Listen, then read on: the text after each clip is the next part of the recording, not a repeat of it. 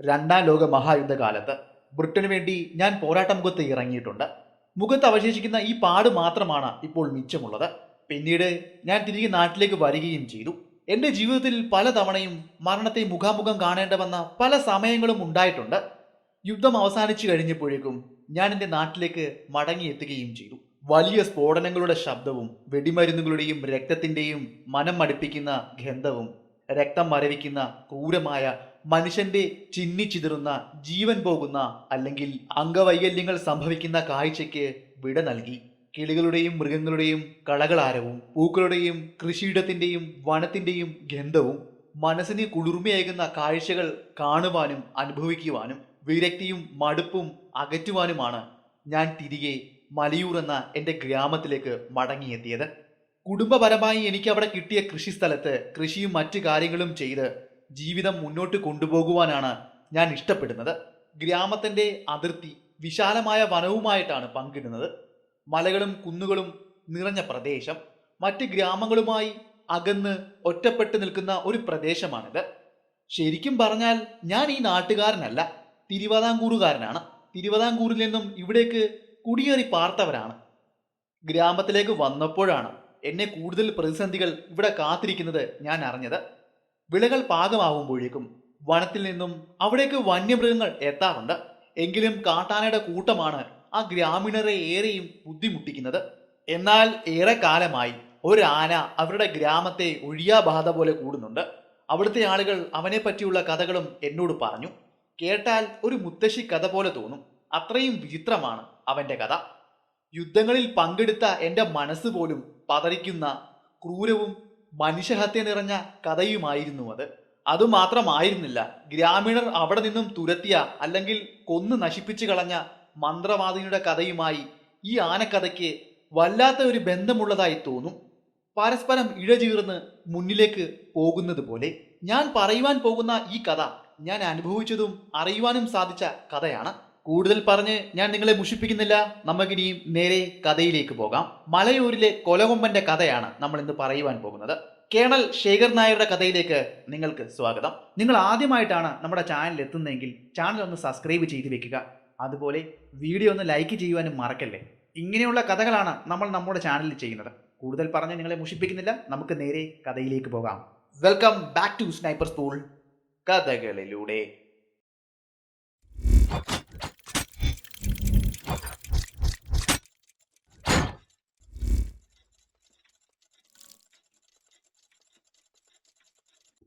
ഞാൻ ഇവിടേക്ക് വരുന്നതിനും ഏകദേശം 2 വർഷം മുന്നെയാണ് ഈ കഥ തുടങ്ങിയത്.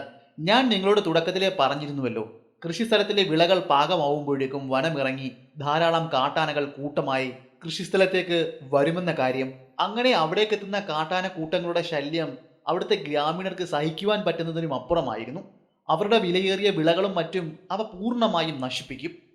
അവയെ തുരത്തി ഓടിക്കുവാൻ വേണ്ടി അവിടുത്തെ ഗ്രാമീണർ എല്ലാ കാലവും ചെയ്തു പോകുന്നത് ഇതാണ്. പെരുമ്പറകളും ചെണ്ടകളും പടക്കങ്ങളും ഉപയോഗിച്ച് ആനകളെ വിരട്ടി വനത്തിലേക്ക് തിരികെ ഓടിക്കുക എന്നതായിരുന്നു അവർ ചെയ്തുകൊണ്ടിരുന്നത്. പെരുമ്പറകളുടെയും പാട്ടകൊട്ടലുകളുടെയും വെടിമരുന്നുകളുടെയും ശബ്ദം കേൾക്കുമ്പോൾ തന്നെ വനമിറങ്ങി ഗ്രാമത്തിന്റെ കൃഷിയിടത്തിലേക്ക് എത്തുന്ന കാട്ടാനകൾ കൂട്ടമായി തന്നെ വനത്തിനുള്ളിലേക്ക് ഭയന്നോടും. പിന്നീട് കുറെ കാലം അവിടേക്ക് അവരുടെ ശല്യമൊന്നും ഉണ്ടായില്ല. എന്നാൽ പുറത്തുനിന്നും എത്തുന്ന ചില ആളുകൾ അവിടേക്ക് എത്തുന്ന ആനക്കൂട്ടങ്ങളിലെ ആനകളെ പിടിക്കുവാൻ വേണ്ടി വനങ്ങളിലും ഗ്രാമത്തിന്റെ സമീപത്തുമെല്ലാം വലിയ വാരിക്കുഴികൾ തയ്യാറാക്കുന്നത് പതിവായിരുന്നു. അങ്ങനെ അവർ അവിടെ തയ്യാറാക്കുന്ന വാരിക്കുഴികളിൽ പല ആനകളും വീഴുകയും അവയെ പിടിച്ചുകൊണ്ടു പോകുകയുമെല്ലാം ചെയ്യുന്നത് ഈ കാലങ്ങളിലെ സ്ഥിരം കാഴ്ചയാണ്. അങ്ങനെ ഇരിക്കുന്ന സമയമാണ് 2 വർഷങ്ങൾക്ക് മുന്നേ ഈ സംഭവം അവിടെ അരങ്ങേറിയത്. വനമിറങ്ങി ഗ്രാമത്തിലേക്ക് ആനകൾ കൂട്ടമായി എത്തി. ഗ്രാമത്തിലെ ആളുകൾ ഭയപ്പെടുത്തി ആനകളെ തിരികെ വനത്തിലേക്ക് ഓടിച്ചു. ഈ സംഭവം അവിടെ നടന്ന് ഏകദേശം 2-3 ദിവസങ്ങൾക്കപ്പുറം അവൻ അവിടേക്ക് എത്തി. അവൻ വനമിറങ്ങി കൃഷിസ്ഥലത്തിലേക്ക് ഇറങ്ങിയപ്പോൾ തന്നെ കൃഷിസ്ഥലത്തിന് കാവൽ നിന്നവർ ആനയെ കാണുകയും അവരുടെ കൈവശം ഉണ്ടായിരുന്ന ചെണ്ടയും പാട്ടയും എല്ലാം കൊട്ടി അവനെ ഓടിക്കുവാൻ ഒരു ശ്രമം നടത്തുകയും ചെയ്തു. എന്നാൽ അതൊന്നും കേട്ടിട്ടും അവനൊരു കൂസലുമില്ലാതെ കൃഷിസ്ഥലത്തിലേക്ക് ഇറങ്ങുകയും വിളകൾ നശിപ്പിക്കുവാൻ തുടങ്ങുകയും ചെയ്തു. അതോടെ അവർ കരുതി വച്ചിരുന്ന വെടിമരുന്ന് പ്രയോഗവും അവിടെ നടത്തി. ഉഗ്രശബ്ദത്തിൽ അവിടെ സ്ഫോടനങ്ങൾ നടത്തി. എന്നാൽ അതിലൊന്നും ആനയെ അവിടെ നിന്നും ഭയപ്പെടുത്തി ഓടിക്കുവാൻ അവർക്ക് കഴിഞ്ഞില്ല. കാവൽ നിന്ന കാവൽക്കാർ ആനയുടെ അരികിലേക്ക് ചെണ്ടകളും പാട്ടകളും കൊട്ടിക്കൊണ്ട് അവനെ ഭയപ്പെടുത്തുവാൻ വേണ്ടി ഉച്ചത്തിൽ അലറിക്കൊണ്ട് അവൻ അരികിലേക്ക് നടന്നു ചെന്നു. എന്നാൽ അവർ ചിന്തിച്ചതുപോലെ ആയിരുന്നില്ല അപ്പോൾ അവിടെ നടന്നത്. സാധാരണഗതിയിൽ ആനകൾ ഇത് കാണുമ്പോൾ ഭയന്ന് വനത്തിലേക്ക് ഓടിപ്പോകേണ്ടതാണ്. എന്നാൽ അവൻ തുമ്പിക്കൈ ഉയർത്തി ചിഹ്നം വിളിച്ചുകൊണ്ട് അവർക്ക് നേരെ ചാർജ് ചെയ്തു വരികയാണ് ചെയ്തത്. അതിലൊരുവനെ ആ കൃഷിയിടത്തിലിട്ട് തന്നെ ചവിട്ടി അരച്ചു. മറ്റേയാൾ എങ്ങനെയൊക്കെയോ ജീവൻ കൊണ്ട് തിരികെ ഗ്രാമത്തിലേക്ക് ഓടിയകന്നു. അപ്പോഴേക്കും സന്ധ്യ കഴിഞ്ഞിരുന്നു. ഇരുട്ട് അവിടെയെല്ലാം പടരുവാനും തുടങ്ങിക്കഴിഞ്ഞിരുന്നു. പിറ്റേന്ന് കാലത്തെയാണ് സംഭവം നടന്ന സ്ഥലത്തേക്ക് ഗ്രാമീണർ എത്തുന്നത്. അപ്പോൾ അവിടെ കണ്ട കാഴ്ച അത്രയും ക്രൂരതകൾ നിറഞ്ഞതായിരുന്നു. അവന്റെ ശരീരം ആ കാട്ടാന അവിടെ ഇട്ട് ചവിട്ടി അരച്ചിരിക്കുന്നു. കൃഷിസ്ഥലത്തിന്റെ കാൽ ഭാഗവും ആ കാട്ടാന നശിപ്പിച്ചിരിക്കുന്നു. പിന്നീട് ആ കാൽപ്പാടുകൾ നടന്നു പോകുന്നത് വനത്തിനുള്ളിലേക്കാണ്. ഈ സംഭവം അവിടെ നടക്കുന്നതിന് ഏകദേശം 2 ആഴ്ച മുന്നേ ഒരു മന്ത്രവാദി ഗ്രാമത്തിലേക്ക് എത്തിയിരുന്നു. മലയുടെ മുകളിൽ വനത്തിന് നടുവിൽ ഒരു ചെറിയ കുടിലുണ്ട്. അവിടെയാണ് ആ ദുർമന്ത്രവാദി താമസിക്കുന്നത്. ദുരാത്മാക്കളെയും ആഭിചാര കർമ്മങ്ങളും എല്ലാം ചെയ്തുകൊണ്ടാണ് അയാൾ അവിടെ ജീവിക്കുന്നതെന്നാണ് ഗ്രാമത്തിലെ ആളുകൾ വിശ്വസിക്കുന്നത്. അയാൾക്ക് പല പൈശാചിക ശക്തിയും സിദ്ധിയുമൊക്കെ ഉണ്ടെന്നും പറയപ്പെടുന്നു. മാസത്തിൽ 1-2 തവണ അയാൾ ഗ്രാമത്തിലേക്ക് വരാറുണ്ട്. അങ്ങനെ അയാൾ ഗ്രാമത്തിലേക്ക് എത്തുമ്പോൾ അയാൾക്ക് വേണ്ടതെല്ലാം അവിടുത്തെ ആളുകളിൽ നിന്നും വാങ്ങി തിരികെ മടങ്ങുകയാണ് പതിവ്. അങ്ങനെ ഒരിക്കൽ ഇപ്പോൾ കൊല്ലപ്പെട്ട ആ കാവൽക്കാരന്റെ വീട്ടിലേക്കും ആ മന്ത്രവാദി എത്തിയിരുന്നു. ആ മന്ത്രവാദി അയാളോട് കുറച്ച് ഭക്ഷണം ചോദിച്ചു. അതായത് അയാൾക്ക് കൊണ്ടുപോകുവാൻ കുറച്ച് അരി. എന്നാൽ ആ കാവൽക്കാരൻ അത് കൊടുക്കുവാൻ തയ്യാറായില്ല എന്ന് മാത്രമല്ല, അയാളെ ആക്ഷേപിക്കുകയും അയാളുടെ വീട്ടിൽ നിന്ന് മാറ്റിയിറക്കുകയും ചെയ്തു. ഗ്രാമത്തിലെ ആളുകളെല്ലാം ഭയക്കുന്ന ഒരു വ്യക്തിയെ ഇങ്ങനെ അധിക്ഷേപിച്ച് വിട്ടത് ആ മന്ത്രവാദിക്ക് ഒട്ടും സഹിക്കുവാൻ കഴിഞ്ഞില്ല. അയാൾ തന്റെ കൈകൾ ഉയർത്തി മണ്ണിൽ എന്തൊക്കെയോ വരച്ചു. അത് കഴിഞ്ഞ് ശാപവർഷങ്ങൾ അയാൾക്ക് നേരെ ചൊരിഞ്ഞു. അതിനുശേഷം തിരികെ വനത്തിലുള്ള അയാളുടെ കുടിലിലേക്ക് മടങ്ങുകയാണ് ചെയ്തത്. ഈ സംഭവം നടന്ന് കൃത്യം 2 ആഴ്ചകൾക്ക് ശേഷമാണ് അയാൾ ആനയുടെ ചവിട്ടേറ്റ് മരിച്ചിരിക്കുന്നത്. ഈ 2 സംഭവങ്ങൾക്കും എന്തൊക്കെയോ സാമ്യതകൾ ഉള്ളതായി അവിടുത്തെ ഗ്രാമീണർ വിശ്വസിക്കുന്നു. ആ ദുർമന്ത്രവാദി ആനയെ ഇയാളെ കൊല്ലുവാൻ വേണ്ടി അവിടേക്ക് പറഞ്ഞു വിട്ടിരുന്നതാണെന്നും ഗ്രാമത്തിലെ എല്ലാ സമാധാനവും ഇതോടെ പോകുമെന്നും അവിടുത്തെ ആളുകൾ പറയുന്നു. അവിടുത്തെ ആളുകൾ പറയുന്നത് ഇതാണ്: അവൻ ആ മന്ത്രവാദിയെ ധിക്കരിച്ചു. ആ ദുർമന്ത്രവാദി ആനയുടെ രൂപത്തിൽ അവൻ കാവൽ നിൽക്കുന്ന കൃഷിസ്ഥലത്തിലേക്ക് വരികയും കൃഷിസ്ഥലങ്ങളിൽ ആക്രമണം അഴിച്ചുവിടുകയും ചെയ്തു. അത് തടയുവാൻ അവൻ എന്തായാലും വരുമെന്ന് അവൻ അറിയാമായിരുന്നു.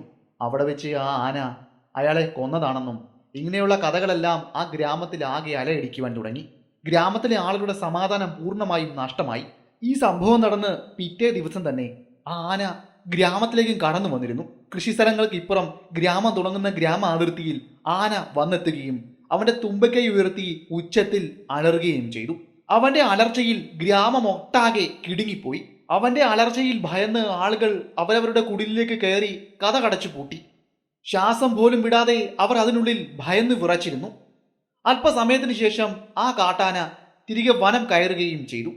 ഇത് അവിടുത്തെ ആളുകൾക്ക് കൊടുത്ത ഒരു മുന്നറിയിപ്പാണെന്നും ഇനിയും ആ ദുർമന്ത്രവാദി ഗ്രാമത്തിലേക്ക് എത്തിയാൽ അയാളെ എന്തെങ്കിലും പറഞ്ഞാൽ ഇതിലും വലുതായിരിക്കും അവിടെ സംഭവിക്കുവാൻ പോകുന്നത് എന്നതിനുള്ള സൂചനയും കൂടിയായിട്ടാണ് അവിടുത്തെ ഗ്രാമീണർ അതിനെ കണ്ടത്. പിന്നീട് ആ വർഷം ആ കാട്ടാന ആ ഗ്രാമത്തിലേക്കോ കൃഷിസ്ഥലത്തേക്കോ വന്നിട്ടില്ല. ആരും തന്നെ കണ്ടിട്ടുമില്ല. എന്നാൽ പിറ്റേ വർഷവും അതേ സമയം അത് തുടർന്നു. ആ കാട്ടാന വീണ്ടും ഗ്രാമത്തിലേക്ക് വരികയും കൃഷിസ്ഥലങ്ങൾ നശിപ്പിക്കുകയും ഗ്രാമത്തിലേക്ക് വരികയും നിരവധി കുടിലുകൾക്ക് കേടുപാടുകളും നിരവധി ആളുകളെ കൊല്ലുകയും ചെയ്തു. ഇതിനോടകം തന്നെ അവൻ ഏകദേശം 8 പേരെയാണ് കൊന്നു തള്ളിയത്. അവന്റെ മുന്നിൽ അകപ്പെട്ടാൽ മരണത്തിന് മുന്നിൽ അകപ്പെട്ടതുപോലെയാണെന്നാണ് അവിടുത്തെ ആളുകൾ വിശ്വസിക്കുന്നത്. പിന്നീട് ജീവിതത്തിലേക്ക് ഒരു തിരിച്ചു പോക്കുണ്ടാകില്ല. ഇനിയും ഞാൻ പറയുവാൻ പോകുന്നത് അവൻ ഗ്രാമത്തിൽ നടത്തിയ അക്രമങ്ങളെ പറ്റിയാണ്. അതും അവിടെ ദൃക്സാക്ഷികളായി ഉണ്ടായിരുന്നവരിൽ നിന്നും കേട്ടതും കണ്ടതുമായവരിൽ നിന്നുമെല്ലാം ശേഖരിച്ച കഥയാണ് ഇനിയും പറയുവാൻ പോകുന്നത്. രക്താവൃതമായ, എങ്ങും ആശങ്കയും വിഷമവും ഭയവും അലയടിച്ചിരുന്ന, രക്തത്തിന്റെ മണം കാട്ടിലൂടെ വീശിക്കൊണ്ടിരുന്ന ആ കാലത്തിലേക്ക് മടങ്ങിപ്പോകുകയും ആ കാലത്തിൽ നടന്ന കാര്യവുമാണ് പറയുന്നത്. അവിടുത്തെ ആളുകൾ ഇടയ്ക്കിടയ്ക്ക് വനത്തിലേക്ക് നായാട്ടിന് പോകും. അങ്ങനെ വേട്ടയാടിക്കൊണ്ടുവന്ന മ്ലാവിനെ ആവശ്യത്തിനുള്ള മാംസം അവർ മുറിച്ചെടുത്തതിന് ശേഷം അവശേഷിച്ച മാംസം വെട്ടി ഉണക്കുവാൻ വേണ്ടി വെല്ലൻ എന്ന ഒരാളെ ഏൽപ്പിച്ചു. പാരിതോഷികമായി അയാൾക്കും മാംസം കൊടുത്തിരുന്നു. ഉപ്പും മറ്റ് കാര്യങ്ങളും ഇട്ട് വെയിലത്ത് പാറക്കല്ലുകളിൽ മാംസം ഉണക്കിയെടുക്കുക എന്നതായിരുന്നു വല്ലൻ ചെയ്തുകൊണ്ടിരുന്നത്. ഗ്രാമത്തിൽ നിന്നും സ്വല്പം മാറി വനത്തിന്റെ അതിരിലായിട്ട് അയാൾക്ക് ഒരു ചെറിയ കുടിലുണ്ട്. ആ കുടിലിനരികിലായി ഉണ്ടായിരുന്ന പാറക്കല്ലുകളിലാണ് അയാൾ ഇങ്ങനെ മാംസ കഷ്ണങ്ങൾ ഉണക്കിക്കൊണ്ടിരുന്നത്. അയാൾ അതിനെ കാവൽ നിൽക്കുകയും ചെയ്യും. 3-4 ദിവസം കൊണ്ടാണ് അയാൾ മാംസം നല്ലപോലെ ഉണക്കി മാസങ്ങളോ വർഷങ്ങളോ കേടുകൂടാതെ ഉപയോഗിക്കാൻ പാകത്തിന് തയ്യാറാക്കിയെടുക്കുന്നത്. അതിലയാൾക്ക് പ്രത്യേക കഴിവാണുള്ളത്. അതുകൊണ്ടാണ് ഗ്രാമത്തിലെ ആര് വനത്തിലേക്ക് പോയി വേട്ടയാടിയാലും അധികം വരുന്ന മാംസം ഉണക്കുവാൻ വേണ്ടി വല്ലവനെ ഏൽപ്പിക്കുന്നത്. അയാളെ അതിനെല്ലാം സഹായിക്കുവാൻ വേണ്ടി ഒരു ചെറിയ കുട്ടിയും എപ്പോഴും അയാൾക്കൊപ്പം കാണും. അങ്ങനെ അവർ ഇരുവരും കൂടി വനത്തിനരികിലുള്ള അദ്ദേഹത്തിന്റെ ആ കുടിലിലേക്ക് പോയി. അവർ ഇരുവരും ചുമന്നുകൊണ്ടാണ് മാംസം അങ്ങോട്ട് കൊണ്ടുപോയത്. അങ്ങനെ ഏകദേശം 2 ദിവസങ്ങൾക്കപ്പുറം ആ കുട്ടി മാത്രം തിരികെ ഗ്രാമത്തിലേക്ക് ഓടിക്കിതച്ചെത്തി. അവന്റെ മേലാകെ മുറിഞ്ഞിരിക്കുന്നത് അവിടുത്തെ ഗ്രാമീണർ കണ്ടിരുന്നു. അവന്റെ നെറ്റിയും പൊട്ടി. ആദ്യം അവിടുത്തെ ആളുകൾ വിചാരിച്ചിരുന്നത് വല്ലവൻ അവനെ ഉപദ്രവിച്ചു കാണുമെന്നാണ്. അവർ അവനെ ഉണക്കാൻ ഏൽപ്പിച്ച മാംസം വനത്തിൽ നിന്നും വന്ന ഏതെങ്കിലും മൃഗങ്ങൾ എടുത്തുകൊണ്ട് പോയി കാണണം. എന്നുവെച്ചാൽ കുറുക്കന്മാരോ ചെന്നായ്ക്കളോ അല്ലെങ്കിൽ കഴുകന്മാരോ. ഇവന്റെ നോട്ടക്കുറവ് കൊണ്ടായിരിക്കാം അത് സംഭവിച്ചത് എന്ന് കരുതി വല്ലവൻ ഇവനെ തല്ലിക്കാണണം. അവന്റെ തല്ലുകൊണ്ട് ചിലപ്പോൾ ഈ കുട്ടി ഇവിടെ ഓടിയെത്തിയതായിരിക്കാം എന്നാണ് ആദ്യമൊക്കെ അവിടുത്തെ ആളുകൾ വിശ്വസിച്ചത്. എന്നാൽ അവൻ വാ തുറന്ന് അവന്റെ പേടിയും ഭയവും പോയതിനു ശേഷമാണ് അവിടെ നടന്ന സംഭവം അവരോട് വർണ്ണിക്കുന്നത്. ആ കൊച്ചുകുട്ടിയുടെ മനസ്സിൽ വലിയൊരു മുറിവ് തന്നെ അപ്പോൾ സംഭവിച്ചിരുന്നു. അവന്റെ കൺമുന്നിൽ വെച്ചാണ് അത് സംഭവിച്ചത്. മറ്റാരെങ്കിലും ആയിരുന്നു ഈ കുട്ടിയുടെ സ്ഥാനത്തെങ്കിൽ ഉറപ്പായും അവന്റെ മാനസികാവസ്ഥ വരെ തെറ്റിയേനെ. അവിടെ നടന്ന സംഭവത്തെപ്പറ്റി പറയുമ്പോൾ അവന്റെ കണ്ണുകൾ, കാലുകൾ, കൈകൾ, വാക്കുകൾ എന്നിവ വിറയ്ക്കുന്നുണ്ടായിരുന്നു. പതിയെ അവൻ ആ സംഭവം പറഞ്ഞു. ഞങ്ങൾ വളരെ സന്തോഷത്തോടെ ആയിരുന്നു അവിടേക്ക് പോയത്. കഴിക്കുവാനുള്ള ഭക്ഷണങ്ങളും കാര്യങ്ങളുമെല്ലാം കരുതിയിരുന്നു. കൂടാതെ തീർന്നു കഴിഞ്ഞാൽ ഇടയ്ക്കിടയ്ക്ക് ഗ്രാമത്തിലേക്ക് വന്ന് വേണ്ടത്രയും ഭക്ഷണം അവിടേക്ക് കൊണ്ടുപോകാമെന്നും വിചാരിച്ചിരുന്നു. അങ്ങനെ ഞങ്ങളുടെ 1ാമത്തെ ദിവസം അതിവിജയകരമായി കടന്നുപോയി. നല്ല വെയിലുണ്ടായിരുന്നു. മാംസം തിരിച്ചും മറിച്ചുമിട്ട് വെയിലത്തിട്ട് ഉണക്കി. ഉപ്പുകൾ വിതറി. മാംസം ചെറുതായി വാടി വന്നു. രാത്രി ആയപ്പോഴേക്കും ഞങ്ങൾ അതെടുത്ത് കുടിലകത്ത് വെച്ചു കിടന്നുറങ്ങി. പിറ്റേന്ന് കാലത്തെയും ഇത് തുടർന്നു. സമയം ഏകദേശം വൈകുന്നേരമായി കാണണം. വല്ലവൻ അവിടേക്ക് മാംസം തിരിച്ചിടുവാനും അതിന്റെ പാകം നോക്കുവാനും വേണ്ടി അവിടേക്ക് ചെന്നു. വേണ്ടത്ര ഉപ്പും അവിടെ വിതറി. ഇനിയും കുറച്ചു മണിക്കൂറുകൾക്ക് ശേഷം സൂര്യൻ അസ്തമിക്കും. അപ്പോൾ അവിടെ ഉണക്കുവാൻ വെച്ചിരുന്ന മാംസങ്ങൾ അത്രയും തിരികെ കുടിലിലേക്ക് കൊണ്ടുപോകണം. അങ്ങനെ അതെല്ലാം ചിന്തിച്ചുകൊണ്ട് അയാൾ അവിടെ നിന്ന് മാംസങ്ങൾ തിരിച്ചിട്ടുകൊണ്ടിരിക്കുന്ന സമയത്താണ് അതവിടെ അരങ്ങേറിയത്. വനത്തിൽ നിന്നും അയാൾക്കരികിലേക്ക് ഒരാന ചാർജ് ചെയ്തു വന്നു. ഞാൻ കുടിലിരുന്ന് വളരെ വ്യക്തമായി അത് കണ്ടു. ഞാൻ ഉറക്കെ വിളിച്ചു പറഞ്ഞു, ആന, ആന എന്ന്. അത് കേട്ടതും അയാൾ തിരിഞ്ഞു നോക്കി. ശബ്ദം കേട്ടു. ഭൂമി കുലുങ്ങുന്നത് പോലെയുള്ള ശബ്ദം. വളരെ വേഗം എൻ്റെ അരികിലേക്ക് അയാൾ ഓടിയെത്തി. അപ്പോഴേക്കും എല്ലാം സംഭവിച്ചു കഴിഞ്ഞിരുന്നു. തുമ്പികൈ കൊണ്ട് വല്ലവനെ ആന അടിച്ചു. അയാൾ തെറിച്ച് കുടിലിന് മേലെയാണ് വന്നു വീണത്. അയാളുടെ ഭാരം താങ്ങുവാനുള്ള കെൽപ്പ് ആ കൊച്ചു കുടിലിൽ ഉണ്ടായിരുന്നില്ല. അതിന്റെ തൂണുകൾ തകർന്നു. കുടിലി എൻ്റെ മേലേക്ക് വീണു. എങ്ങനെയൊക്കെയോ പ്രയാസപ്പെട്ട് ഞാൻ അതിന്റെ വിടവിലൂടെയൊക്കെ പുറത്തെത്തി. അപ്പോഴേക്കും ഞാൻ കാണുന്ന കാഴ്ച, ആന ചാർജ് ചെയ്ത് ഞങ്ങളുടെ കുടിലിന് അരികിലേക്ക് അപ്പോഴേക്കും എത്തിയിരുന്നു. ആന അതിന്റെ കുടിലിന്റെ തൂണുകൾ വലിച്ചെറിഞ്ഞു. വല്ലവന്റെ കാലിൽ പിടികൂടി. ഞാൻ കുടിലിൽ നിന്നും കുതിരി പുറത്തേക്ക് ഇറങ്ങി നിലവിളിച്ചുകൊണ്ട് ഓടി. അവിടെ ഉണ്ടായിരുന്ന ഒരു കുറ്റിക്കാടിനുള്ളിൽ ഞാൻ ശബ്ദമുണ്ടാക്കാതെ മറഞ്ഞിരുന്നു.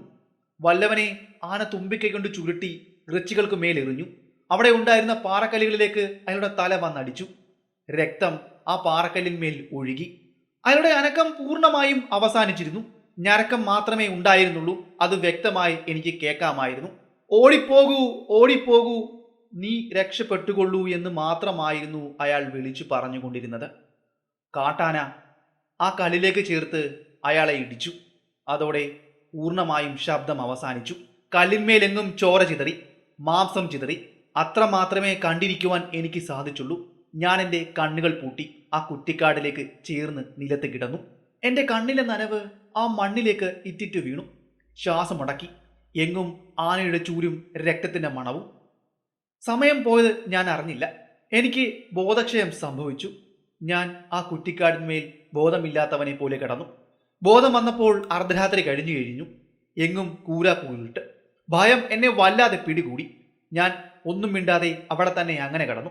സൂര്യന്റെ പ്രകാശം ഉദിച്ചുയർന്നപ്പോൾ ഞാൻ ഗ്രാമം ലക്ഷ്യമാക്കി ഓടി വന്നതാണ്. ഇതുവരെയും ജലപാനം പോലും കഴിച്ചിട്ടില്ല. എനിക്ക് വല്ലാത്ത ക്ഷീണം, തളർച്ച എന്നിങ്ങനെ ആ കുട്ടി പറയുവാൻ തുടങ്ങി. ആ പിഞ്ചു മനസ്സ് വല്ലാതെ നൊന്തിരിക്കുന്നു. ആനയുടെ ക്രൂരത അവൻ നേരിട്ട് കണ്ടതാണ്. ഭാഗ്യം കൊണ്ട് മാത്രമാണ് അവൻ ഇപ്പോൾ ജീവനോടെ ഇരിക്കുന്നത്. ഗ്രാമത്തിൽ നിന്നും അവിടേക്ക് പോയവർ അവന്റെ ശരീരം വീണ്ടെടുത്തു, തിരികെ കൊണ്ടുവന്നു. ശരീരമെന്ന് പറയുവാൻ ഒന്നും തന്നെ ഉണ്ടായിരുന്നില്ല, കുറച്ച് മാംസകഷ്ണങ്ങൾ മാത്രം. വീണ്ടും ദിവസങ്ങൾ കടന്നുപോയി. ഗ്രാമത്തിൽ നിന്നും അല്പം മാറി ഒഴുകുന്ന നദിയിലേക്ക് മീൻ പിടിക്കുവാൻ പോയ കുറച്ചു പേരാണ് മറ്റൊരു ശരീരം അവിടെ കണ്ടത്. ഗ്രാമത്തിൽ നിന്നും കാണാതായ ഒരു യുവാവിന്റെ ശരീരമായിരുന്നു അത്. ആ വിവരം അവർ ഗ്രാമീണരെ അറിയിക്കുകയും ചെയ്തു. ഗ്രാമത്തിലെ ആളുകൾ അവിടേക്ക് എത്തുകയും ചുറ്റുപാടും നിരീക്ഷണങ്ങൾ നടത്തുകയും ചെയ്തു. അതിനുള്ളിൽ തന്നെ അവർ പ്രതിയെ കണ്ടുപിടിച്ചു. അതെ, ആ ആന തന്നെയാണ് ഇതിന് പിന്നിലും. എന്നാൽ അവന്റെ ക്രൂരതകളൊന്നും ആ ശരീരത്തിൽ കാണുവാൻ ഉണ്ടായിരുന്നില്ല. എന്നാൽ അവന്റെ അരികിൽ നിന്നും കിട്ടിയ ഒരു വലിയ തടിക്കഷ്ണം, അതിലുണ്ടായിരുന്നു എന്തായിരുന്നു അവിടെ നടന്നതെന്ന്. പുഴയുടെ അരികിലേക്ക് എന്തോ ആവശ്യത്തിന് പോയിരുന്നതായിരിക്കാം അവൻ. ആനയെ കണ്ട് ഭയന്ന് അവൻ വലിയൊരു മരത്തിന് മുകളിൽ കയറിയിരുന്നു. ആന അവനെ മരത്തിൽ നിന്നും താഴേക്കിടുവാൻ പല ശ്രമങ്ങളും നടത്തി. എന്നാൽ എല്ലാം വിഫലമായി പോയിരുന്നു. എന്നാൽ കൗശലക്കാരനായ ആന അവിടെ ഉണ്ടായിരുന്ന ഒരു വലിയ തടിക്കഷ്ണം എടുത്ത് മരത്തിന്റെ കൊമ്പിലിരുന്ന് അവനെ എറിഞ്ഞിട്ടു. വലിയ പൊക്കത്തിൽ നിന്നും നിലത്തേക്ക് വീണ അവന്റെ തല താഴെ അടിച്ചിരുന്നു. കൂടാതെ ആ തടിക്കഷ്ണം അവന്റെ നെഞ്ചിലേക്ക് വന്ന് വീഴുകയും ചെയ്തിരുന്നു. ആ കാഴ്ചകൾ അത്രയും അവിടെ വ്യക്തമായിരുന്നു. എന്നാൽ ആന അവിടേക്ക് എത്തുവാനോ അവന്റെ ശരീരത്തോട് ക്രൂരതകൾ കാണിക്കുവാനോ തയ്യാറായില്ല. അതെന്താണെന്ന് ഇപ്പോഴും മനസ്സിലായില്ല. സാധാരണഗതിയിൽ നിലത്ത് വീണ അവന്റെ ഇരയെ ചവിട്ടി കീറാറാണ് പതിവ്. എന്നാൽ അതൊന്നും ഇവിടെ സംഭവിച്ചില്ല. അതൊരു തികച്ചും വിചിത്രമായി തോന്നി.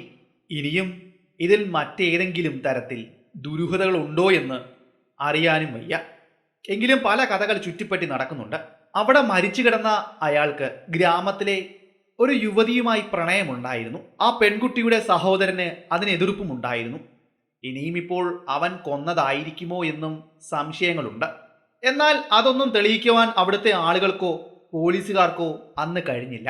ഈ വർഷത്തിന് മുന്നേയുള്ള വർഷങ്ങളിൽ അവന്റെ ശല്യം വിളകൾ കൊയ്യുന്ന സമയത്തായിരുന്നു ഉണ്ടായിരുന്നത് എങ്കിൽ ഇപ്പോൾ അവസ്ഥ അങ്ങനെയല്ല.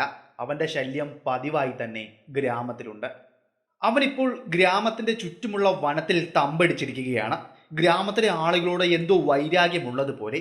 ഇവൻ ഇവിടേക്ക് തമ്പടിച്ചത് മുതൽ ആനകളുടെ കൂട്ടം ഗ്രാമത്തിലേക്ക് വരാതെയായി. ഇവൻ മാത്രമായി ഗ്രാമത്തിൽ.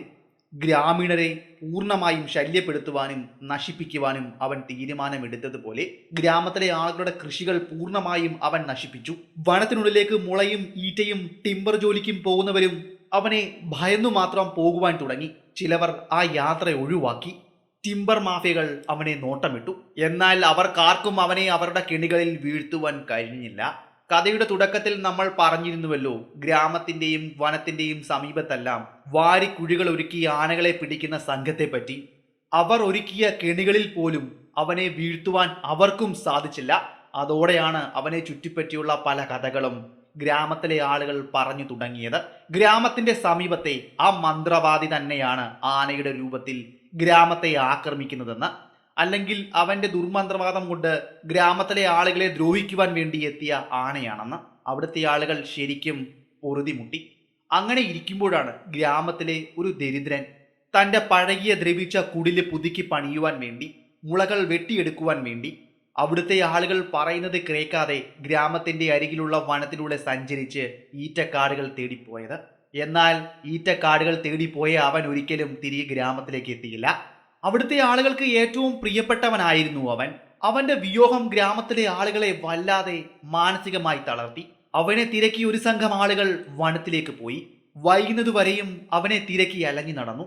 ഒടുവിൽ അവർ കണ്ടെത്തി അവന്റെ ശരീരം. ഈറ്റകൾ വെട്ടിയിട്ട കൂട്ടത്തിനിടയിൽ ചിതറിക്കിടക്കുന്ന ശരീരം. അവൻ വെട്ടിയെടുത്ത ഈറ്റ കുറ്റികളിൽ അടിച്ചു തകർന്ന അവന്റെ തല, ഉടലുകൾ, ചിന്നിച്ചിതറിയ മാംസാവശിഷ്ടം, വികൃതമായ മുഖം, അങ്ങനെ ഒന്നുണ്ടോ എന്ന് പോലും അവിടുത്തെ ആളുകൾ സംശയിച്ചു പോയി. കണ്ടു നിന്നവരുടെ കണ്ണുകൾ നനഞ്ഞു. അവർ കോപത്താൽ വിറങ്ങലിച്ചു. ഇതിനൊരു പരിഹാരം കാണണമെന്ന തീരുമാനത്തിൽ അവിടെത്തി.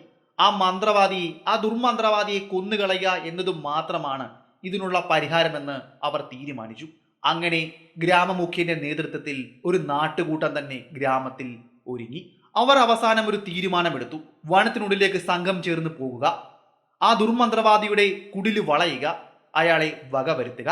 അങ്ങനെ പിറ്റേന്ന് കാലത്തെ തന്നെ ഒരു വലിയ സംഘം ആളുകൾ, ഏകദേശം 20-25ഓളം വരുന്ന ആളുകൾ തീപ്പന്തങ്ങളും വടികളും വാളുകളുമായി അയാളുടെ കുടില് തേടി അലഞ്ഞു. അങ്ങനെ അവസാനം മലമുകളിലുള്ള വനങ്ങൾക്കിടയിലുള്ള അയാളുടെ ആ കൊച്ചുകുടിൽ അവർ കണ്ടെത്തി. മുളകളും ഈറ്റകളും പുല്ലുകളും കൊണ്ട് നിർമ്മിച്ച ഒരു കൊച്ചു കുടിലായിരുന്നു അത്. കളങ്ങളും കുങ്കുമവും മഞ്ഞളും ആ കുടിലിന് മുറ്റം നിറയെ കാണാൻ കഴിയുമായിരുന്നു. അതിനെതിലുള്ള മരങ്ങളിലും അടയാളങ്ങൾ മഞ്ഞളും കുങ്കുമവും തന്നെയായിരുന്നു. ആഭിചാരക്രിയകൾ നടത്തിയതിന്റെ പാടുകൾ, ബലി നടത്തിയതിന്റെ പാടുകൾ, രക്തത്തിന്റെ മണം എല്ലാം നല്ലപോലെ അവിടുത്തെ ആളുകൾക്ക് അനുഭവിക്കുവാൻ കഴിഞ്ഞിരുന്നു.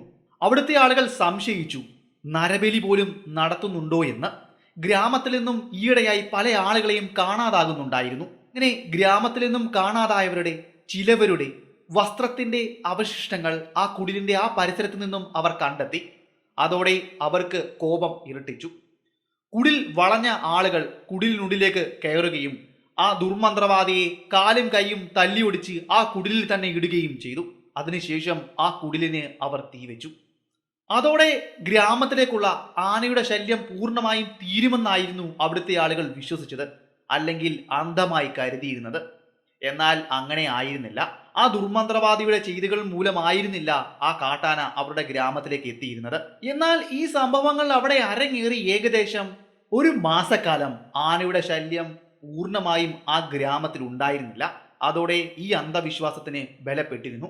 നേരത്തെ അവനെ തല്ലിക്കൊള്ളേണ്ടതായിരുന്നു എന്ന് ഗ്രാമത്തിലെ പലരും അഭിപ്രായപ്പെട്ടു. വീണ്ടും ഗ്രാമത്തിലെങ്ങും ശാന്തതയും സമാധാനവും കളിയാടി. അതുവരെ ദുഃഖം പേറിയിരുന്ന മനുഷ്യരുടെ മനസ്സിലേക്ക് സന്തോഷവും പുഞ്ചിരിയും കടന്നു വന്നു.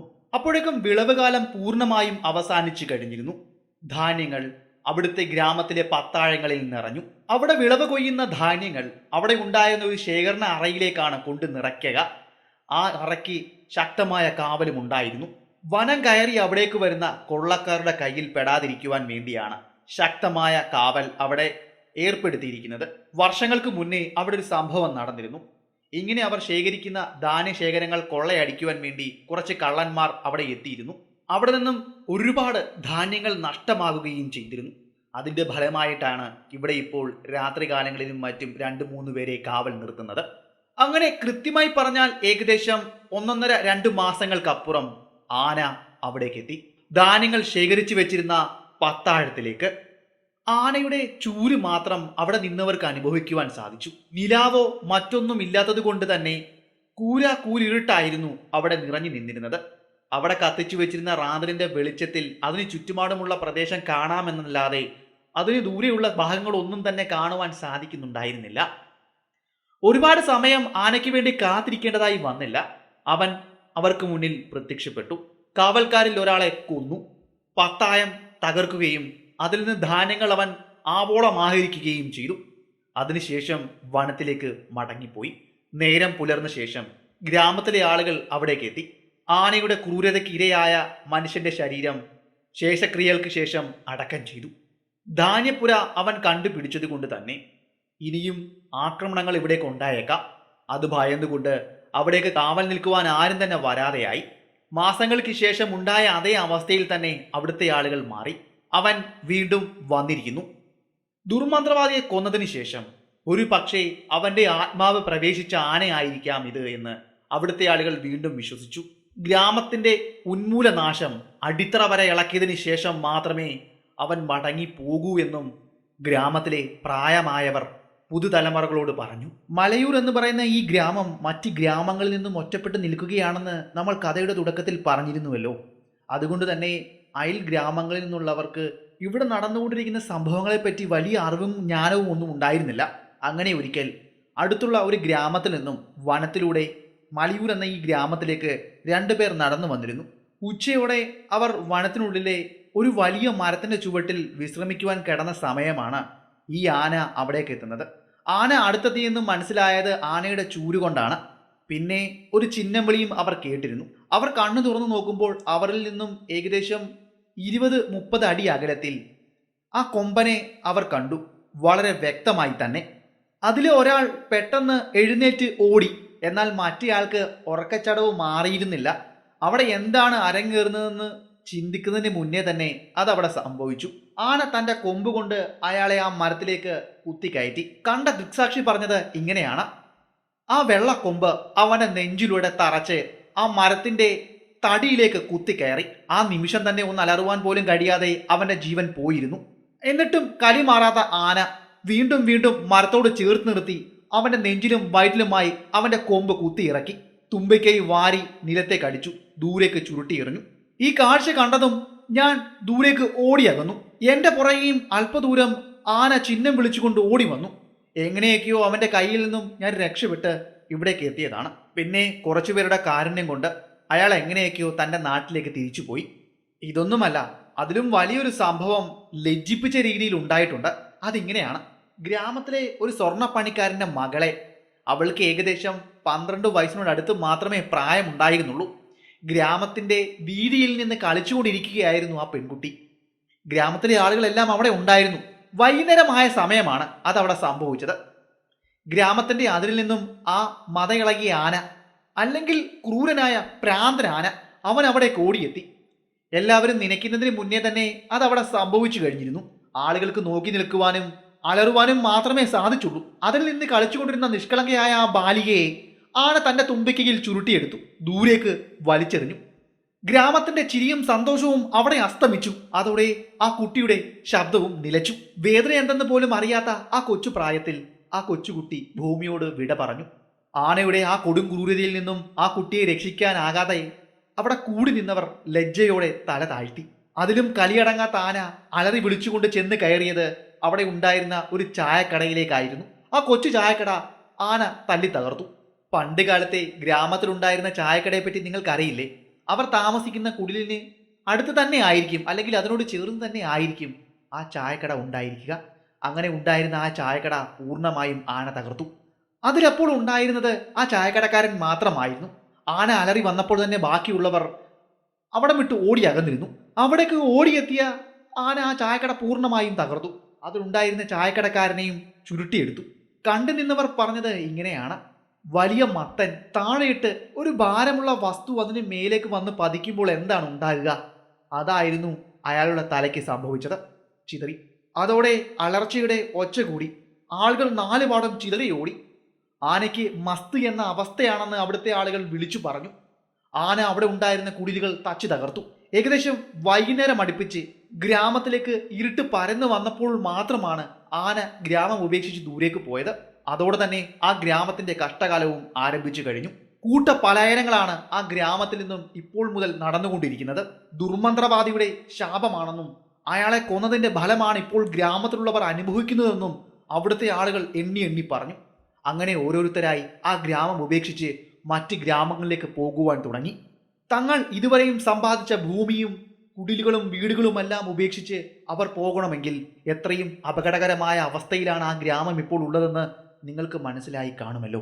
ഇത്രയും സംഭവങ്ങൾ അവിടെ അരങ്ങേറുന്ന സമയമാണ് ഞാൻ അവിടേക്ക് തിരികെ മടങ്ങിയെത്തുന്നത്.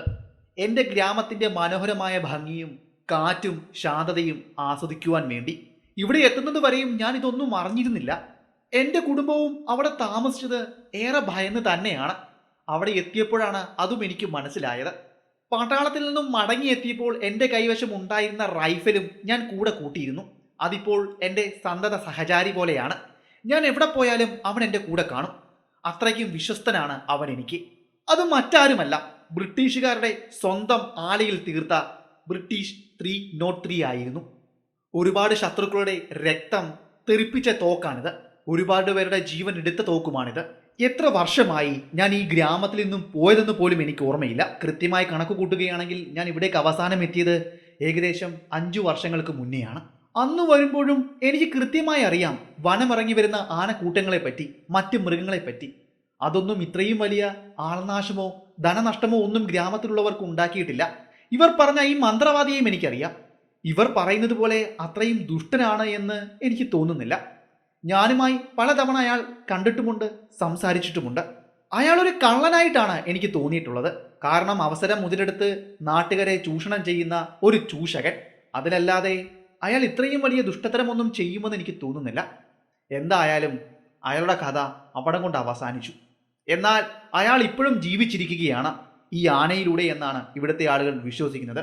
അതുകൊണ്ടാണ് ഞാൻ കഥ തുടങ്ങിയപ്പോൾ പറഞ്ഞത് അയാളുടെ കഥയും ഈ കൊലയാനയുടെ കഥയും തമ്മിൽ ഇടപിരിഞ്ഞ് കിടക്കുകയാണെന്ന്. പിറ്റേ ദിവസം ഞാൻ ഗ്രാമത്തിലുള്ള ആൾക്കാരെ കാണുവാൻ വേണ്ടി പോയി. പലരോടും സംസാരിച്ചു, സഹായങ്ങൾ തേടി. അവനെ പിടിക്കുവാൻ വേണ്ടി ഇതിനു മുന്നേയും പലരും ശ്രമിച്ചതാണെന്നും അതൊന്നും നടന്നില്ല എന്നും അവർ പറഞ്ഞു. അങ്ങനെ പിടിക്കാൻ പോയവർക്ക് എന്താണ് സംഭവിച്ചതെന്ന് പോലും അവർക്കറിയില്ല. ഞാൻ പറഞ്ഞിരുന്നുവല്ലോ, ടിംബർ മാഫിയകൾ ധാരാളമായി ഉണ്ടായിരുന്നു. ഗവൺമെന്റിന്റെ സഹായത്തോടെ പ്രവർത്തിക്കുന്നവരും ഇല്ലീഗലായി ചെയ്യുന്നവരും, പിന്നെ ആനയെ പിടിക്കുന്നവർ വേറെ. അങ്ങനെ ഒരുപാട് പേർ തലകുത്തി നടന്നിട്ടും ഇതൊന്നും അവിടെ നടന്നില്ല. അവനെ പിടിക്കുവാൻ പോയിട്ട് അവനെ ഒന്ന് പുറകെ ചെന്ന് പിന്തുടരുവാൻ പോലും അവർക്ക് ആർക്കും സാധിച്ചില്ല. അങ്ങനെ ചെയ്താൽ തന്നെ എത്രമാത്രം അത് വിജയിക്കുമെന്നും അവർക്കറിയില്ല. അതുകൊണ്ട് തന്നെ പലരും അയാളോട് പറ്റില്ല എന്ന് പറഞ്ഞു, സഹായിക്കാൻ പറ്റില്ല എന്ന് തന്നെ പറഞ്ഞു. അങ്ങനെ അയാൾ തിരികെ തന്റെ വീട്ടിലേക്ക് മടങ്ങി തന്റെ കുടുംബത്തിനൊത്ത് ചിലവഴിച്ചു. കുറച്ച് ദിവസങ്ങൾക്ക് ശേഷം ഒരു കുട്ടി അയാളെ കാണുവാൻ വേണ്ടി വന്നു. ആ കുട്ടിയെ നിങ്ങൾക്കറിയാം, വേലൻ എന്ന ആ വനത്തിലേക്ക് മാംസം ഉണക്കുവാൻ പോയ അദ്ദേഹത്തിന്റെ കൂടെ ഉണ്ടായിരുന്ന ആ കൊച്ചു ചെറുക്കൻ, ആ സഹായി. അവനാണ് ഇന്ന് അയാളെ കാണുവാൻ വേണ്ടി വന്നത്. തനിക്ക് ഈ വനത്തെപ്പറ്റി നല്ല പോലെ അറിയാം. താൻ ഒരുപാട് സഞ്ചരിച്ചിട്ടുണ്ടെന്നും എനിക്ക് താങ്കളെ സഹായിക്കാൻ കഴിയുമെന്നും ആ കുട്ടി അയാളോട് പറഞ്ഞു. തനിക്ക് ആനയെ കൊന്നു തന്നാൽ മാത്രം മതിയെന്നും അതിനുവേണ്ടി എന്ത് സാഹസികതകൾക്കും ഞാൻ മുതിരുമെന്നും ആ കുട്ടി പറഞ്ഞു. അതെല്ലാം പറയുമ്പോഴും അവന്റെ കണ്ണുകൾ നനയുന്നുണ്ടായിരുന്നു. ഞാനത് സസൂക്ഷ്മം നിരീക്ഷിച്ചു. കാരണം എന്താണെന്ന് കൂടി അവൻ പറഞ്ഞു. ആനയാണ് എൻ്റെ ആകെ ഉണ്ടായിരുന്ന ഒരു ബന്ധുവായ വല്ലവനെ കൊണ്ടുപോയത്. ഇപ്പോൾ ഞാൻ അനാഥനാണ്. ഒരു നേരത്തെ ആഹാരത്തിന് പോലും ഇപ്പോൾ മറ്റുള്ളവരുടെ കാരുണ്യം തേടേണ്ട അവസ്ഥയാണ്. എന്നെ ഈ ഗതിയിലാക്കിയ അവൻ്റെ മരണം ഇപ്പോൾ എനിക്ക് അത്യാവശ്യമാണ്. എൻ്റെ മനസ്സിലേൽപ്പിച്ച മുറിവിൻ്റെ ആഴം അത്രയും വലുതാണ്. അത് മുറുകൂടി മാറണമെങ്കിൽ അവൻ്റെ രക്തം ഈ മണ്ണിൽ വീണേ മതിയാകുകയുള്ളൂ. അതിനുവേണ്ടി ഞാൻ ആരുടെയും കൂട്ടുകൂടും, ഞാൻ ആരെയും സഹായിക്കും. ഞാൻ താങ്കളെയും സഹായിക്കാം. എന്നാൽ താങ്കൾ എനിക്ക് ഉറപ്പ് നൽകണം അവനെ കൊല്ലുമെന്ന്, പാതിക്ക് വെച്ച് ഇത് അവസാനിപ്പിച്ച് മടങ്ങുകയില്ല എന്ന്. ഞാൻ അവന് ഉറപ്പ് നൽകി. അവൻ്റെ ഹൃദയത്തിൻ്റെ നന്മ ഞാൻ തിരിച്ചറിഞ്ഞു, ഒപ്പം അനാഥനായി തീർന്ന അവൻ്റെ ദുഃഖവും. ഞാൻ അവനോട് പറഞ്ഞു, ഇനി നിനക്ക് എനിക്കൊപ്പം ഇവിടെ നിൽക്കാമെന്ന്. അവനത് നിഷേധിച്ചു. അവൻ പറഞ്ഞ മറുപടി ഇതാണ്: ആദ്യം താങ്കളെ ഞാൻ സഹായിക്കും, താങ്കൾ എനിക്ക് ആ ഉപകാരം ചെയ്തു നൽകൂ, അതുമാത്രം മതി എനിക്ക്. മറ്റുള്ളവരുടെ കരുണയും എനിക്കിപ്പോൾ ആവശ്യമില്ല. സഹതാപത്തിൽ ജീവിക്കുവാൻ ഞാൻ ആഗ്രഹിക്കുന്നില്ല. അവൻ്റെ മരണത്തിന് ശേഷം ഞാൻ എൻ്റെ ഉപജീവന മാർഗം കണ്ടെത്തിക്കോളാം. ഞാൻ കുറേയൊക്കെ അവനെ നിർബന്ധിച്ചു. അങ്ങനെ പതിയെ അവൻ എൻ്റെ കൂടെ നിൽക്കാമെന്നും ഞാൻ അവനെ വരുമാന മാർഗം കാണിച്ചു കൊടുക്കാമെന്നും പറഞ്ഞു. ഞാൻ ഇവിടെ വന്നിരിക്കുന്നത് കൃഷിക്കാണെന്നും നിന്നെ സഹായത്തിന് കൂട്ടാമെന്നും പറഞ്ഞു. അങ്ങനെ പതിയെ പതിയെ അവനെ ഞാൻ സമ്മതിപ്പിച്ചു, എൻ്റെ കൂടെ കൂട്ടി. അങ്ങനെ പിറ്റേ ദിവസം ഞങ്ങൾ ഇരുവരും കൂടി ആ വനമാകെ അവന് വേണ്ടി തിരഞ്ഞു. ഞാൻ വന്നിട്ട് ഇന്നേക്ക് 3-4 ദിവസമായി. ഞാൻ മാത്രം ആനയെപ്പറ്റി ഒന്നും കേൾക്കുന്നുമില്ല, ആനയെ കാണുന്നുമില്ല. ഞാൻ വന്നതൊട്ട് ആന ഗ്രാമത്തിലേക്ക് വരാറ് പോലുമില്ല. ഇതിനെപ്പറ്റി തിരക്കിയപ്പോൾ അവിടുത്തെ ആളുകൾ പറഞ്ഞത് ചില സമയങ്ങളിൽ അവൻ ഇങ്ങനെയാണെന്നാണ്. ചിലപ്പോൾ 1-2 മാസമോ അല്ലെങ്കിൽ ആഴ്ചകൾക്കപ്പുറമോ അവൻ തിരികെ മടങ്ങിയെത്തിയേക്കാം. നമ്മൾ അവൻ പോയി എന്ന് കരുതുമ്പോൾ ശാന്തതയിലേക്ക് മടങ്ങുമ്പോൾ ഒരു ഇടുത്തി പോലെ എവിടെ നിന്നെങ്കിലും അവൻ കൊലവിളി വിളിച്ചുകൊണ്ട് മടങ്ങിയെത്തും എന്നാണ് അവിടുത്തെ ഗ്രാമീണർ എനിക്ക് നൽകിയ മറുപടി. ഞാൻ ഗ്രാമത്തിൻ്റെ ചുറ്റും പ്രദേശവും എല്ലാം വീക്ഷിച്ചു. മലകളും കുന്നുകളും ജലാശയങ്ങളും നദീതീരങ്ങളും എല്ലാം പരിശോധിച്ചു. അവിടെ എങ്ങും ആ കൊമ്പൻ്റെ കാലടയാളങ്ങൾ എനിക്ക് കാണുവാൻ സാധിച്ചില്ല. അങ്ങനെ ദിവസങ്ങൾ കടന്നുപോയി. ഏകദേശം 10-15 ദിവസങ്ങൾക്കപ്പുറം ഗ്രാമത്തിൻ്റെ സമീപത്തുള്ള ഒരു തടാകത്തിൻ്റെ കരയിൽ ആനയുടെ കാലടയാളം കണ്ടു എന്ന് അവൻ എന്നോട് വന്ന് പറഞ്ഞു. സംഭവം സത്യമായിരുന്നു. ഞങ്ങൾ അവിടേക്ക് പോയി. ഒരു ചതുപ്പ് നിറഞ്ഞ പ്രദേശമാണത്. ചെളി അവിടെ ആകെ പരന്നിരിക്കുന്നു. വനത്തിലെ ധാരാളം മൃഗങ്ങൾ അവിടേക്ക് വെള്ളം കുടിക്കുവാൻ വേണ്ടി വരുന്നതാണ്. കടുത്ത വേനലിൽ പോലും വറ്റാത്ത ഒരു ജലാശയമാണ് ഇത് എന്ന് അവൻ എന്നോട് പറഞ്ഞു. എന്നാൽ സൂക്ഷിക്കണം, ധാരാളം ചെളി നിറഞ്ഞ പ്രദേശം കൂടിയാണ്. പലയിടത്തും എൻ്റെ കാല് ചെളിയിലേക്ക് താഴ്ന്നു പോയിരുന്നു. വളരെ പ്രയാസപ്പെട്ട് വേണം അതുവഴി സഞ്ചരിക്കുവാൻ. അങ്ങനെ അവൻ പറഞ്ഞ ആ ഭാഗത്ത് എത്തിച്ചേർന്നു. ആന ചെളിയിലൂടെ നടന്നു പോയതിൻ്റെ പാടുകൾ വളരെ വ്യക്തമായി അവിടെ എനിക്ക് കാണുവാൻ സാധിച്ചു. മണിക്കൂറുകൾ മുമ്പായിരിക്കണം അവൻ ഇവിടെ നിന്നും നടന്നകന്നിരിക്കുക. ഞങ്ങൾ ഇരുവരും ചേർന്ന് ആ ട്രാക്ക് പരിശോധിച്ചു. അങ്ങനെ ഞങ്ങൾ കാറ്റിന്റെ ദിശയും എല്ലാം കണക്ക് കൂട്ടി ആനയെ പിന്തുടർന്ന് നടന്നു. ഒരു ശത്രുവിന്റെ പുറകെ ഞങ്ങൾ പിന്തുടർന്നു പോകുന്നത് അതേപോലെ തന്നെ അത്രയും ശ്രദ്ധയോടെയും മുൻകരുതലോടെയുമാണ് ആനയെ ഞങ്ങൾ പിന്തുടർന്നത്. ഓരോ നിമിഷം കഴിയും തോറും അവൻ പോകുന്ന പാത ഞങ്ങൾ വ്യക്തമായി നിരീക്ഷിക്കുന്നുണ്ടായിരുന്നു. അങ്ങ് അകലെ നിന്നും അവന്റെ അമറലും അതുപോലെ ചുള്ളിക്കമ്പുകൾ ഒടിയുന്നതിൻ്റെയും ചില്ലകൾ വലിച്ചിരിയുന്നതിൻ്റെയും ശബ്ദവും കേൾക്കാമായിരുന്നു.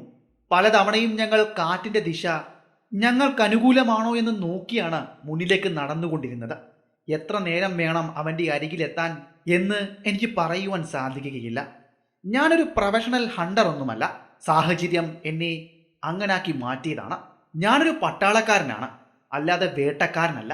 ഞാൻ വേട്ടയാടിയിട്ടുണ്ട്, അത് മനുഷ്യരെയാണ്, അല്ലാതെ മൃഗങ്ങളെയല്ല. അങ്ങനെ ഒരുപാട് വ്യത്യാസമുണ്ട് ഞാനും വേട്ടക്കാരും തമ്മിൽ. ഒരു മനുഷ്യനെ പിന്തുടർന്ന് അവനെ വേട്ടയാടുവാൻ വളരെ എളുപ്പമാണ്. എന്നാൽ ഒരു മൃഗത്തെ പിന്തുടർന്നു പോകുക എന്നത് വളരെ പ്രയാസമേറിയ കാര്യവും കൂടിയാണ്. അങ്ങനെ നടന്നുകൊണ്ടിരിക്കുന്നതിന്റെ കൂട്ടത്തിൽ അവൻ എന്നോടൊരു ചോദ്യം ചോദിച്ചു. നിങ്ങൾക്ക് മരണത്തെ ഭയമില്ലയോ എന്ന്. ആ ചോദ്യം എന്നിൽ ഒരു പുഞ്ചിരി മാത്രമാണ് സമ്മാനിച്ചത്. അവൻ വീണ്ടും എന്നോട് ചോദിച്ചു, നിങ്ങൾ എന്തിനാണ് ഇങ്ങനെ ചിരിക്കുന്നത്? ഞാൻ കാര്യമായി ചോദിച്ചതാണ്. നിങ്ങൾക്ക് അവന്റെ അരികിലേക്ക് പോകുവാൻ ഭയമില്ലേ? അവന്റെ അരികിൽ പോയവരാരും ഇതുവരെയും മടങ്ങിയെത്തിയിട്ടില്ല. അവനെ ഒരു മരണത്തിന്റെ ദൂതനായിട്ടാണ് ഗ്രാമത്തിലെ ആളുകൾ കാണുന്നത് പോലും. അതുകൊണ്ടാണ് നിങ്ങളെ സഹായിക്കുവാൻ ആരും വരാത്തത്. ഞാൻ അവനോട് പറഞ്ഞു, നീ എൻ്റെ ഈ മുഖത്തെ മുറിപ്പാട് കണ്ടോ? ഒരുപാട് മരണങ്ങൾ എന്നെ തൊട്ട് തലോടി പോയതാണ്, എന്നിട്ടൊന്നും ഞാൻ പതറിയിട്ടില്ല. ഇവൻ കൊന്നത് ഏകദേശം 8 പേരെയല്ലേ. ആയിരക്കണക്കിന് ആളുകൾ മരിച്ച യുദ്ധത്തിൽ ഞാൻ പങ്കെടുത്തിട്ടുണ്ട്. അബോധാവസ്ഥയിലായിട്ടുണ്ട്. മരണം എന്നെ തലോടി പോയിട്ടുണ്ട്. മുഖാമുഖം കണ്ടിട്ടുണ്ട്. കത്തികൊണ്ട് എൻ്റെ മുഖത്ത് ആഴത്തിലുള്ള മുറിവുകൾ എതിരാളികൾ നൽകിയിട്ട് പോലും എൻ്റെ വീര്യവും വാശിയോ ചോർന്നു പോയിട്ടില്ല. ഒലിക്കുന്ന രക്തം കൊണ്ടുവരെ ഞാൻ പോരാടിയിട്ടുണ്ട്. എൻ്റെ കാലിൽ വെടിയുണ്ടയുടെ ലിഡ് തറച്ചു കയറിയിട്ടുണ്ട്. ആ മുറിവേറ്റ കാലുമായി ഞാൻ 2-3 കിലോമീറ്റർ സഞ്ചരിച്ചിട്ട് പോലുമുണ്ട്. നിനക്കറിയാമോ, മരണം ഒരിക്കലും എന്നെ ഭയപ്പെടുത്തിയിട്ടില്ല. എൻ്റെ കൃത്യത്തിൽ ഞാൻ തളർന്നു പോകുമോ എന്നതു മാത്രമാണ് എനിക്ക് ഭയം. ഇവിടെ ഞാൻ ഭയക്കുന്നത് ഒന്നു മാത്രമാണ്, അവനെ എനിക്ക് കൊല്ലാൻ കഴിയുമോ എന്നതു മാത്രം. അതുമാത്രമാണ് ഞാൻ ഭയക്കുന്നത്. അല്ലാതെ അവൻ എന്നെ കൊല്ലുന്നതിൽ യാതൊരു ഭയവും എനിക്കില്ല. ആ കുട്ടിയുടെ കണ്ണുകളിൽ വിരിഞ്ഞ കൗതുകം ഞാൻ കണ്ടു. അവനും എന്നെപ്പോലെ ആകണമെന്ന് പറഞ്ഞു. സമയവും പ്രായവും ആകുമ്പോൾ നിന്നെ ഞാൻ അതിനുവേണ്ടി തയ്യാറാക്കാമെന്ന് ഞാൻ അവന് ഉറപ്പ് നൽകി. അങ്ങനെ ഞങ്ങൾ പതിയെ പുല്ലുകളും കുറ്റിക്കാടുകളും നിറഞ്ഞ ഒരു പ്രദേശത്തേക്ക് എത്തിച്ചേർന്നു. ആന അതുവഴി നടന്നു പോയതിൻ്റെ പാട് വളരെ വ്യക്തമാണ്. കുറേ സമയം കൂടി മുന്നിലേക്ക് നടന്നപ്പോൾ അവനിട്ട പിണ്ടം ഞങ്ങൾ കണ്ടു. അത് പരിശോധിച്ചു. അവൻ അതിലെ ചൂട് മനസ്സിലാക്കി. അല്പസമയം മുന്നേ ആയിരിക്കാം അവൻ ഇതുവഴി കടന്നു പോയതെന്ന് അവൻ പറഞ്ഞു. ഇനിയും നമ്മൾ കടന്നു പോകാൻ പോകുന്നത് ഇടതൂർന്ന മരങ്ങൾക്കിടയിലൂടെ വലിയൊരു മുളങ്കാട് നിറഞ്ഞ പ്രദേശത്തേക്കാണെന്നും ആനകൾക്ക് ഏറ്റവും ഇഷ്ടപ്പെട്ട സ്ഥലവും അതാണെന്നും അവൻ പറഞ്ഞു.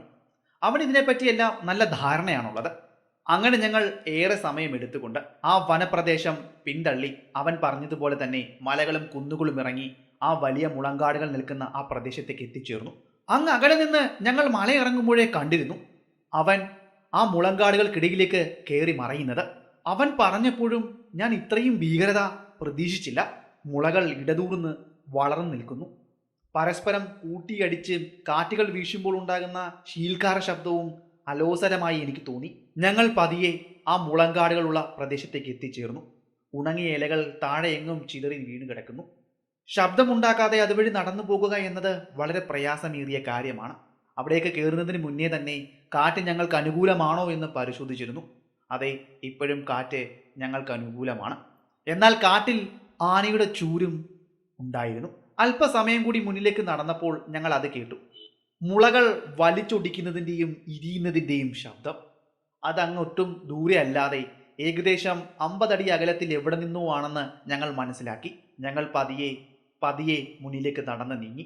അങ്ങനെ ഏകദേശം 10-30 അടി നടന്നപ്പോൾ തന്നെ ആനയെ ഞങ്ങൾ കണ്ടെത്തി.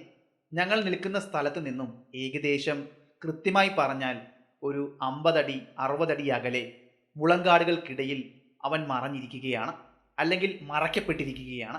മുളങ്കാടിന് മറവിൽ നിന്നുകൊണ്ട് അവൻ മുളയൊടിച്ച് ആവോളം ആസ്വദിച്ച് ആഹരിച്ചു കൊണ്ടിരിക്കുകയാണ്. പതിയെ ഞങ്ങൾ അവനരികിലേക്ക് നടന്നു. ആനയുടെ വർമ്മങ്ങളൊന്നും എനിക്കറിയില്ല. അവനെ കൃത്യമായി എവിടെയാണ് വെടിവെച്ചിടേണ്ടതെന്നൊന്നും എനിക്കറിയില്ല. എന്നാൽ ഒരു കാര്യം മാത്രം അറിയാം, മൃഗങ്ങളായാലും മനുഷ്യരായാലും തലയിൽ വെടിയുണ്ട തറച്ചാൽ മരണം സുനിശ്ചിതമാണെന്ന്.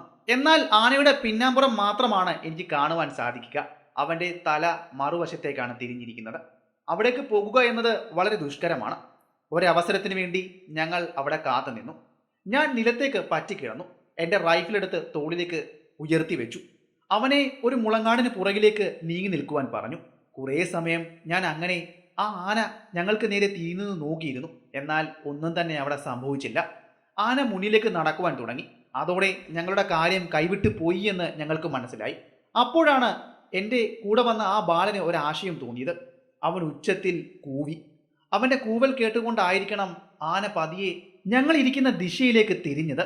ശരിക്കും ആ കുട്ടിയുടെ ബുദ്ധി സാമർഥ്യത്തിൽ ഞാൻ അഭിമാനം കൊണ്ടു.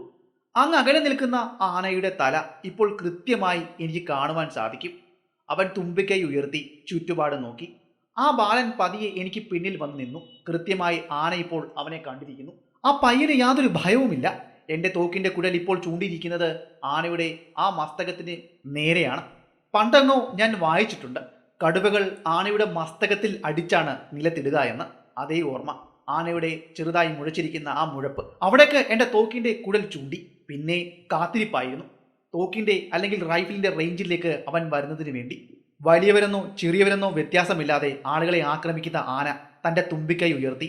അവൻ്റെ അവസാനത്തെ കൊലവിളി വിളിച്ചുകൊണ്ട് ആ ബാലന് നേരെ ചാർജ് ചെയ്തു വരാൻ തുടങ്ങിയ സമയം, അവൻ എപ്പോഴാണോ എൻ്റെ തോക്കിൻ്റെ റേഞ്ചിനുള്ളിലേക്ക് പ്രവേശിച്ചത്, അപ്പോൾ എൻ്റെ റൈഫിൽ ശബ്ദിച്ചു.